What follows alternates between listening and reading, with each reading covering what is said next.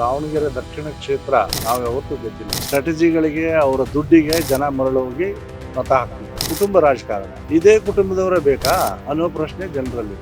ಮುಸ್ಲಿಮರು ದೇಶದ್ರೋಹಿಗಳು. ಸಿದ್ದರಾಮಯ್ಯನವರು ಅಹಿಂದ ನಾಯಕ ಅಂತ ಹೇಳಿ ದಲಿತ ಸಮಾಜಕ್ಕೆ ಅನ್ಯಾಯ ಮಾಡ್ತಾ ಇದ್ದಾರೆ. ಗಟ್ಟಾಗಿದೆಯೋ ಬಿಟ್ಟಿದೆಯೋ ಅನ್ನೋದು ಸೆಕೆಂಡ್ರಿ. ಬಿಜೆಪಿ ಗೆಲ್ಬೇಕು. ಅಯೋಗ್ಯ ಇಲ್ಲಿ MLA ಶಾಸಕರಿಗೆ ಹಂಗೆ ಮಾತಾಡಬಾರ್ದು. ನಾನು ಪ್ರದೀಪ್ ಈಶ್ವರ್ ಅವರು ಏನೇನೋ ಮಾತಾಡೋದ್ರು, ಅದಕ್ಕೆ ನಾವು ಉತ್ತರ ಕೊಡ್ಬೇಕು. ನಿಯಮನೇ ಉತ್ತರ ಕೊಟ್ಟಿದ್ದಾರೆ. ಅವ್ರು ಬಂಡವಾಳ ಅಂತ ಅನ್ಕೊಂಡ್ಬಿಟ್ಟಿದ್ದಾರೆ ಅವ್ರು ಮುಸ್ಲಿಮರನ್ನ. ನೀವು ಸಣ್ಣ ಆಗ್ಬೇಕಲ್ವಾ? ಅದು ಒಂದು ಉತ್ತಮ ಆಹಾರದಿಂದ ಸಣ್ಣ ಆಗ್ಬೇಕಲ್ವಾ? ಪ್ರತಿದಿನ ನಮ್ಮ ಜೀನಿ ಸ್ಲಿಮ್ ನ ಯೂಸ್ ಮಾಡಿ ಯಾವುದೇ ಸೈಡ್ ಎಫೆಕ್ಟ್ ಇಲ್ದಂಗೆ ನೀವು ಸಣ್ಣ ಆಗ್ತೀರಾ. ದಾವಣಗೆರೆ ದಕ್ಷಿಣ ಉಪಚುನಾವಣೆ ಕರ್ನಾಟಕದಲ್ಲಿ ಬಾಗಲಕೋಟೆ ಮತ್ತೆ ದಾವಣಗೆರೆ ಎರಡು ಬೈ ಎಲೆಕ್ಷನ್ ಆಗ್ತಾ ಇದೆ. ಬಾಗಲಕೋಟೆನಲ್ಲಿ ಹೆವಿ ಬಿಸಿ ಇದ್ರು ಕೂಡ ಮಾಜಿ ಸಚಿವ ಅರವಿಂದ್ ಲಿಂಬಾವಳಿ ಅವರು ದಾವಣಗೆರೆನಲ್ಲೂ ಕೂಡ ಕ್ಯಾಂಪೇನ್ ಅಲ್ಲಿ ಭಾಗಿಯಾಗಿದ್ದಾರೆ.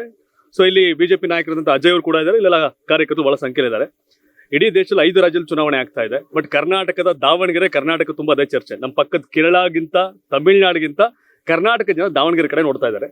ಬಿಕಾಸ್ ಆಫ್ ಹೈ ವೋಲ್ಟೇಜ್ ಕ್ಷೇತ್ರ ಹಂಗೆ ಬದಲಾಗಿದೆ. ಲಿಂಬಾವಳಿ ಸರ್, ಈಗ ನಾನು ಮತ್ತೆ ನಮ್ಮ ಆಂಕರ್ ರಂಜಿತಾ ನಾವಿಬ್ರು ಕೂಡ ಗ್ರೌಂಡ್ ರಿಪೋರ್ಟ್ ಪಬ್ಲಿಕ್ ಒಪಿನಿಯನ್ ತಗೋತಾ ಇದ್ದೀವಿ. ಫಾರ್ ದ ಫಸ್ಟ್ ಟೈಮ್ 4 ಸಾರಿ ಇಲ್ಲಿ ಸೌತ್ ಆದ್ಮೇಲೆ ಬಿಜೆಪಿ ಕಾಂಗ್ರೆಸ್ ಗೆದ್ದಿದೆ. ಶಾಮನೂರ್ ಅವರು ಲೋಕಸಭೆಯಲ್ಲಿ 3 ಸಾರಿ ಕಾಂಗ್ರೆಸ್ ಎರಡು, 1 ಸಾರಿ ಮಾತ್ರ ಬಿಜೆಪಿ ಲೀಡ್ ಆಗಿದೆ. ಬಟ್ ನಿಮ್ಗೆ ಈಗ ನೀವೆಲ್ಲ ಕ್ಷೇತ್ರ ಓಡಾಡ್ತಿದ್ದೀರಿ, ನಿಮ್ಗೆ ಈಸಿ ಅನ್ಸುತ್ತಾ ಕ್ಷೇತ್ರ? ಆ ರೀತಿ ನೋಡೋದಾದ್ರೆ ದಾವಣಗೆರೆ ದಕ್ಷಿಣ ಕ್ಷೇತ್ರ ನಾವು ಯಾವತ್ತೂ ಗೆದ್ದಿಲ್ಲ. ಆದ್ರೆ ಈ ಸಾರಿ ಶಾಮನೂರ್ ಶಿವಶಂಕರಪ್ಪನವ್ರು ಇಲ್ಲ. ಅವರ ಸೀನಿಯಾರಿಟಿಗೆ, ಅವರ ಸ್ಟ್ರಾಟಜಿಗಳಿಗೆ, ಅವರ ದುಡ್ಡಿಗೆ ಜನ ಮರಳೋಗಿ ಮತ ಹಾಕ್ತಿದ್ರು. ಅವ್ರ ಮೊಮ್ಮಗ ನಿಂತಿದ್ದಾನೆ. ಮೊಮ್ಮಗನಿಂದ ಏನ್ ಮಾಡಕ್ ಸಾಧ್ಯ ಅನ್ನೋದು ಒಂದು ಪ್ರಶ್ನೆ ಜನರಲ್ಲಿ ಕಾಡ್ತಾ ಇದೆ. ಎರಡನೇದ್ದು ಕುಟುಂಬ ರಾಜಕಾರಣ, ಇದೇ ಕುಟುಂಬದವರೇ ಬೇಕಾ ಅನ್ನೋ ಪ್ರಶ್ನೆ ಜನರಲ್ಲಿದೆ.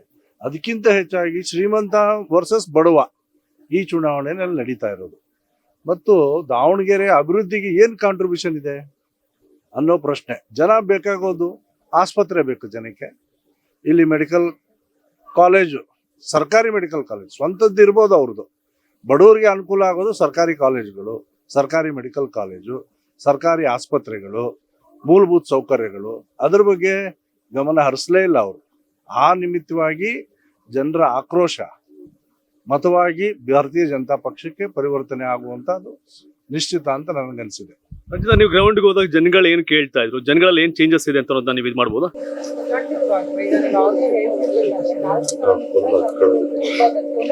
ಬಟ್ ಆದ್ರೆ ಈ ಬಾರಿ ಮುಸ್ಲಿಮರಲ್ಲಿ ಅಸಮಾಧಾನ ಇರೋದು. ಒಂದು ವಿಚಾರ ಟಿಕೆಟ್ ಆಗಿದ್ರೆ, ಇನ್ನೊಂದು ವಿಚಾರ ಅಭಿವೃದ್ಧಿ ಆಗಿಲ್ಲ ಅನ್ನೋ ಮಾತು ಕೂಡ ಕೇಳಿ ಬರ್ತಾ ಇದೆ. ಬಟ್ ಆದ್ರೆ ಇನ್ನೊಂದು ಮಾತು ಕೂಡ ಇರ್ತದೆ, ಈಗ ಕಾಂಗ್ರೆಸ್ಗೆ ಮುಸ್ಲಿಮರ ಮತ ಬೀಳೋದಿಲ್ಲ ಅನ್ನೋ ಒಂದು ಮಾತಿದೆ. ಬಿಜೆಪಿ ಅಂದ್ರೆ ಬಿಜೆಪಿಗೆ ಕಾಂಗ್ರೆಸ್ ಮತ ಹಾಕೋದಿಲ್ಲ, ಕಾಂಗ್ರೆಸ್ ಮಾತ್ರ ಮುಸ್ಲಿಮ್ಸ್ ಮತ ಹಾಕ್ತಾರೆ ಅಂತ. ಸೊ ಈ ಬಾರಿ ಏನಾದ್ರು ಪ್ಲಸ್ ಆಗುತ್ತೆ ಅಂತ ಅನ್ಸುತ್ತಾ? ಹಾಗೇನ್ ತಿಳ್ಕೊಬೇಡಿ, ಮುಸ್ಲಿಮರಲ್ಲೂ ಬದಲಾವಣೆ ಇಡೀ ದೇಶದಲ್ಲಿ ಕಾಣ್ತಾ ಇದ್ದೀವಿ. ಗುಜರಾತ್ ನಿಂದ ಶುರುವಾಗಿ. ಸೊ ಇಲ್ಲಿ ಅವ್ರಿಗೂ ಅನ್ಸಿದೆ, ಬರೀ ಶಾಮನೂರ್ ಶಿವಶಂಕರಪ್ಪ ಮನೆ ಸೇವೆ ಮಾಡ್ಕೊಂಡೇ ಇರೋದ ನಾವು, ನಾಳೆ ಈ ಹುಡುಗನ ಮುಂದೆ ಹೋಗಿ ನಿಂತ್ಕೊಳ್ಬೇಕಾ ಅನ್ನೋ ಪ್ರಶ್ನೆ ಅವರಲ್ಲಿ ಕಾಣ್ತಾ ಇದೆ. ಸಹಜವಾಗಿ ದೇಶದ ಅಭಿವೃದ್ಧಿ, ಮುಸ್ಲಿಮರೇನು ದೇಶದ್ರೋಹಿಗಳ? ಅವರು ಈ ದೇಶದಲ್ಲಿದ್ದಾರೆ, ದೇಶಾಭಿಮಾನಿಗಳಿದ್ದಾರೆ, ದೇಶಭಕ್ತರಿದ್ದಾರೆ. ದೇಶಭಕ್ತ ಪಾರ್ಟಿ ಯಾವ್ದಂತ ಅವ್ರಿಗೆ ಗೊತ್ತಿದೆ. ಅವರು ಭಾರತೀಯ ಜನತಾ ಪಕ್ಷ ಕಡೆ ಒಲವು ತೋರಿಸ್ತಾ ಇದ್ದಾರೆ. ಸಮರ್ಥ ಅವರು ಸಮರ್ಥ ಅಲ್ಲ ಅಂತ ಹೇಳ್ತಾರೆ.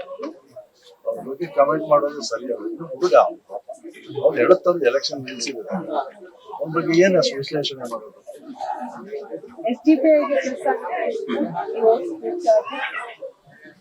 ಅವ್ರಿಗೆ ಪ್ಲಸ್ ಆಗತ್ತೋ ಇವ್ರಿಗೆ ಪ್ಲಸ್ ಆಗತ್ತೋ ಅನ್ನೋದಕ್ಕಿಂತ ಹೆಚ್ಚಾಗಿ ಭಾರತೀಯ ಜನತಾ ಪಕ್ಷಕ್ಕೆ ಬಹುಮತ ಬರುತ್ತೆ.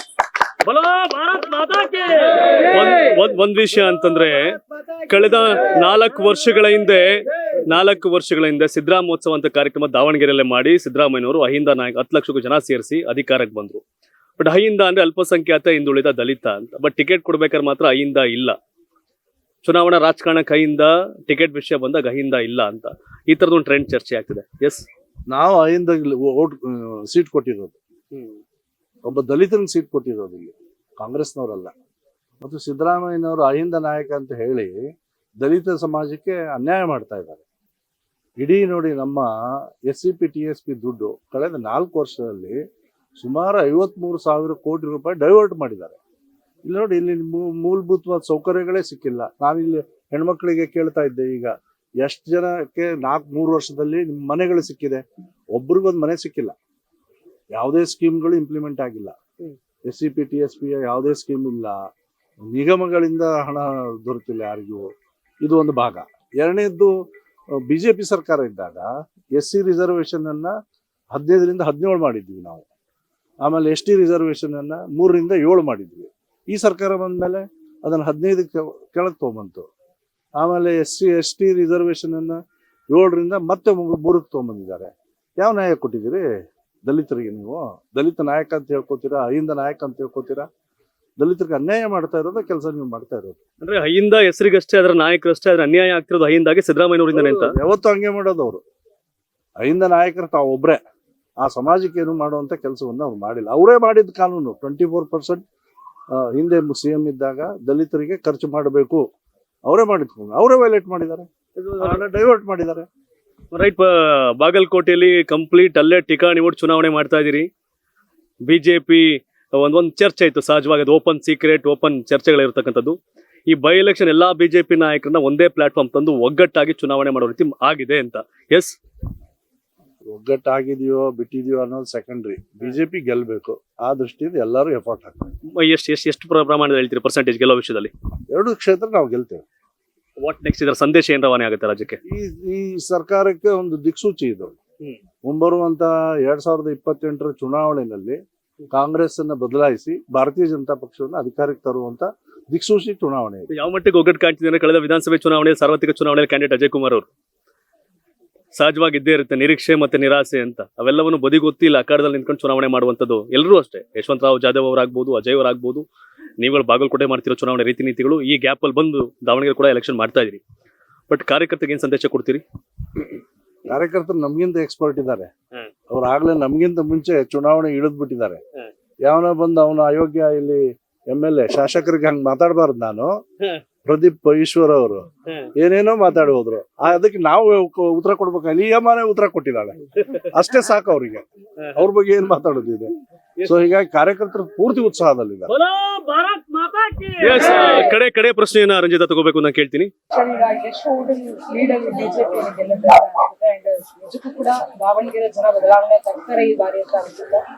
ನಿಶ್ಚಿತವಾಗಿ ತರ್ತಾರೆ. ಯಾಕಂದ್ರೆ ಇದು ಬಡವ ಮತ್ತು ಶ್ರೀಮಂತರ ನಡೀತಾ ಇರ್ತಕ್ಕಂಥ ಹೋರಾಟ. ಜನಸಾಮಾನ್ಯರು ಬೇಸತ್ತು ಹೋಗಿದ್ದಾರೆ ಕುಟುಂಬದ ಬಗ್ಗೆ. ಅದಕ್ಕಿಂತ ಹೆಚ್ಚಾಗಿ ರಾಜ್ಯದ ಕಾಂಗ್ರೆಸ್ ಸರ್ಕಾರದ ಬಗ್ಗೆ ಬೇಸತ್ತು ಹೋಗಿದ್ದಾರೆ.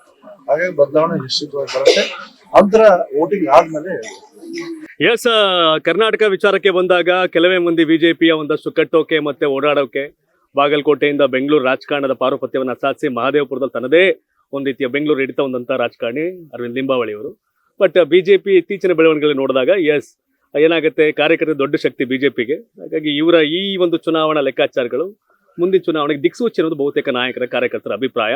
ಅದೆಷ್ಟು ಮಟ್ಟಿಗೆ ಲಾಭ ಆಗುತ್ತೆ ಅನ್ನೋದು ಈ ಫಲಿತಾಂಶದ ಮೇಲೆ ನಿರ್ಧಾರ ಆಗುತ್ತೆ ಅನ್ನೋ ಒಂದು ಇದ್ದೇ ಇರುತ್ತೆ. ಸಂದೇಶ ಇಡೀ ಬಿಜೆಪಿ ಮುಸಲ್ಮಾನರ ವಿರೋಧಿ ಅನ್ನೋ ಹೇಳಿಕೆಗಳನ್ನ ಕಾಂಗ್ರೆಸ್ ಕೊಡ್ತಾ ರಾಜಕಾರಣವನ್ನ ಮಾಡ್ತಿರ್ತಾರೆ.